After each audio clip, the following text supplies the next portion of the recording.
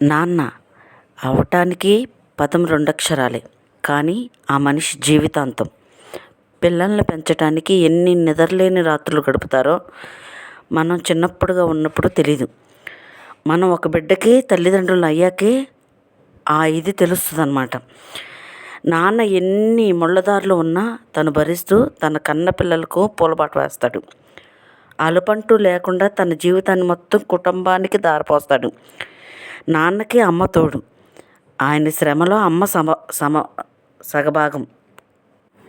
మనం తినే తిండి, కట్టుకునే బట్ట, చదువుకునే చదువు అన్నీ తన వల్లనే.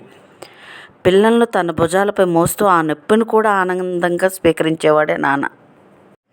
సంవత్సరానికి ఒకరోజు happy father's day, happy mother's day చెప్పే ఇది కాదండి. వాళ్ళ రుణం తీర్చుకోవటం అంటే వాళ్ళకి ఒక ఏజ్ వచ్చాక కంట నీరు రాకుండా చూసుకోవటమేనండి. ఎవరైనా, ఆడపిల్ల లేదు, మగపిల్ల లేదు, పిల్లవాడు లేడు, ఎవరైనా వీళ్ళే చూడాలి, ఆడపిల్లే చూడాలి, మగపిల్లోడే చూడాలి అని కాదండి. ఆడపిల్లకైనా తల్లిదండ్రులే, మగపిల్లవాడికైనా తల్లిదండ్రులే. మనం చిన్న వయసులో ఉన్నప్పుడు మనకి గోరుముద్దలు కొసరు తినిపిస్తారు. వాళ్ళు ఒక ఏజ్ వచ్చేపాటికి, వృద్ధాప్యం వచ్చేపాటికి వాళ్ళకి అన్నం పెడతాకే బాధపడిపోతున్నాం. ఇప్పుడు పరిస్థితిని బట్టి తల్లిదండ్రులని ఏడిపించకండి please. Daddy love you so much.